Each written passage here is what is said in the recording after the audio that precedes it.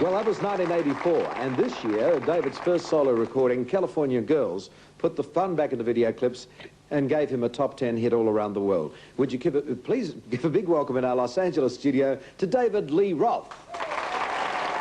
David, welcome to the show. And hello, Mike. Hello, Australia. Hello, Australia, indeed. Van Halen, we just watched a clip from it. It wasn't an overnight success, what rock and roll group or any performer is. But what were the early days like for you? How did you guys start playing? Backyard gigs or what?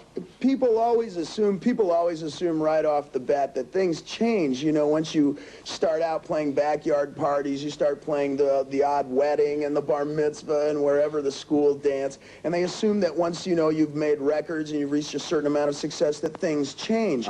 And in fact, it was a lot like the old Judy Garland, Mickey Rooney movies when they were kids, and they said, wow, man, I've got a backyard and we can turn it into a stage and I can build a curtain and do it. Well, I think I'm the only guy left out there in show business who has a multi-million-dollar stage, and I'm trying to turn it into a backyard. Them's good problems indeed. But your family, from what I read, was academically inclined. Your mother a teacher, father a doctor. I guess you were the ultimate terror for them, a son who wanted to go into show business. I'll never forget when I turned 7 years old and my father was to take me out in my first movie. It was the first movie I remember seeing from beginning to end. And I remember the big discussion in the living room before we left. My mother was very insistent. She says, you make sure you're taking him to see the story of Robin Hood. And we got in the car and we were driving down the street with my father, just me and my pop, and we drove right past Robin Hood. I said, there goes the movie, Dad. And he says, don't worry, son.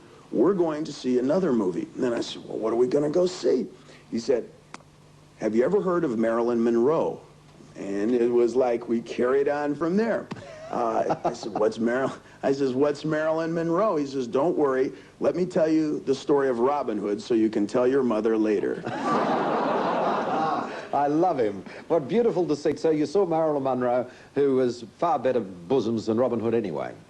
Well, we had that kindred spirit, or I came from that kindred spirit. Right. You know, the same appreciation thereof. It was only natural that I would end up singing and dancing. Well, isn't that great? Of course, the flamboyance and your acrobatics and gymnastics have been very much part of your visual act. Is that something you always had as a kid, too? Well, I think it's pretty much part of my natural life, and then that kind of seeped out onto the stage. It's not the acrobatics on stage that I think you're really seeing, it's so much the acrobatics in real life. The other night I was having a few beers with Al, the drummer, and we're sitting up, it's on a second floor in the hotel, and you know, everybody's having a good time. It's maybe 4 o'clock, 4:30 in the morning. It was a little balcony there, and I remember having a great time and everything, and the next thing I knew, I woke up in the lobby, and it was maybe 3 o'clock the next afternoon. And I got to the payphone, and I called up Al at his house. I says, what happened? He says, well, don't you remember? You didn't talk about acrobatics. He says, about 4:30 in the morning, you bet everybody in the room that you could fly, and you went and you jumped off the balcony, and luckily you hit the trees and the bushes on your way down, and that's where he found you. And I said, oh, man, how come you didn't stop me? And he says, stop you? I bet him $100 you could do it. He's a great drinking companion, that guy. Well, a hell of an acrobat, huh? You are a hell of an acrobat. I'm terribly impressed. You know, David, I was fascinated when California Girls came up because I thought, well, of all the records that are played on rotation as Golden Oldens, or whatever they're called, flashbacks, that was one of the ones that always was played anyway. So for you to come up with a new version of it, I didn't think you were backing a winner, to be honest. I thought you were taking a big gamble. I was hopelessly wrong, fortunately. When we were back in grade school, you know, and it was the Beatles, the British invasion comes to the California shores, and everybody would sit in the sand pit and argue whether you were a Beach Boy fan or whether you were a Beatles fan. Well, I was a big Beatles fan, you know. That came natural because we were already Beach Boys. You know, we all had the hair, we all had the look, the T-shirt, you know, and the lingo and so forth, and it just comes full circle. Exactly. And I love the touch that one of the Beach Boys actually performs as a backing singer on it. Yeah, well, when Carl sings, man, the sun comes out. You can't duplicate that. You can get the notes right, you can get the lyrics correct, which is fairly rare for me, but you can get everything perfect, and you still can't make the sun come out unless you have a voice like that. Okay, well, I've got part of the famous clip here. I'd just like to run it in at this stage. What's going to come out in this? Yes, you could only wish they all could be California girls.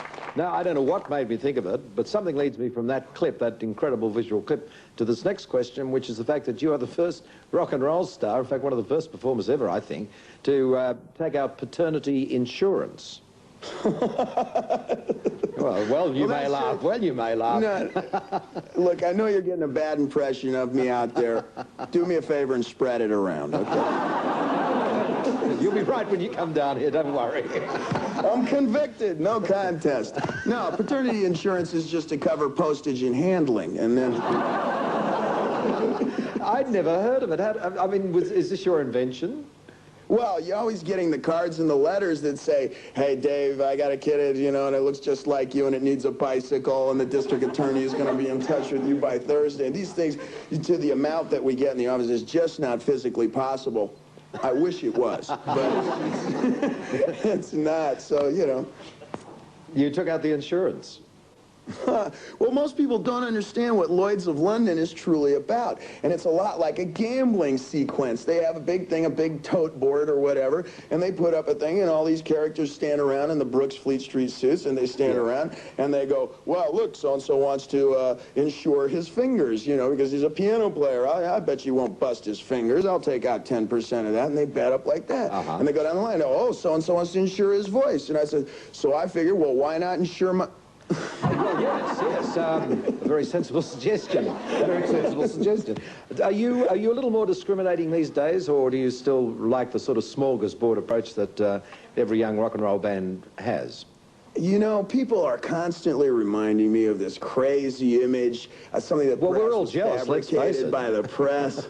You know, people are always talking about my lurid past. You know, in fact, I've been seeing the same girl now for almost 3, maybe 4 weeks. Well, see, eventually everyone gets old and respectable. It's good to see you settling down. Listen, your new clip's a knockout too. Just a Gigolo and I Ain't Got No Body. What was the idea of the medley there? Well, in 1947, Louis Prima threw the ball, and your worst nightmare came true. I caught it at 33 1/3 RPM. So here it is. Let's have a look at this new clip.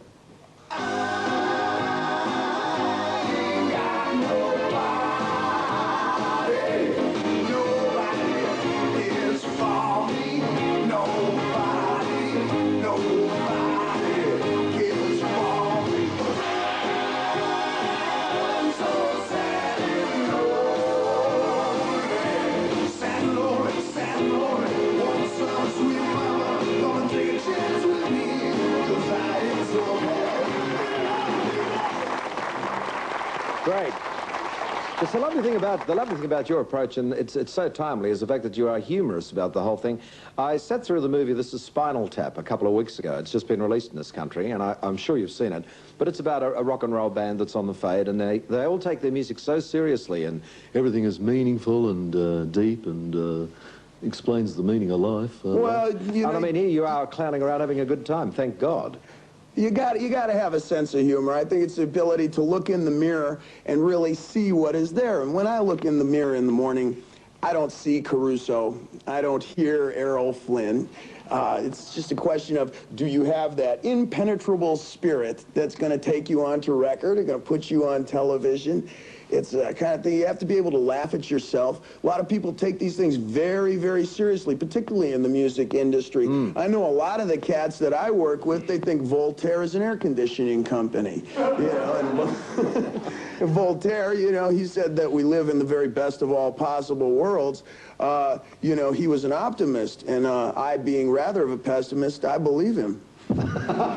That's Irish. You're an honorary Irishman after that statement. The one that interests me is the fact that you are also a member of a group called the Jungle Studs. Well, the first book I ever read from cover to cover was Tarzan of the Apes. And we've been trying to, you know, color that ever since, trying to fill in the pages with that. And I started an organization 5 years ago, and we go off on storybook trips about once a year now. And the last trip, we headed off into the highland jungles of New Guinea. That must have been an amazing experience, because I've only seen film of it myself, although we're in a neighbouring country, and it looks quite primitive and quite beautiful up there.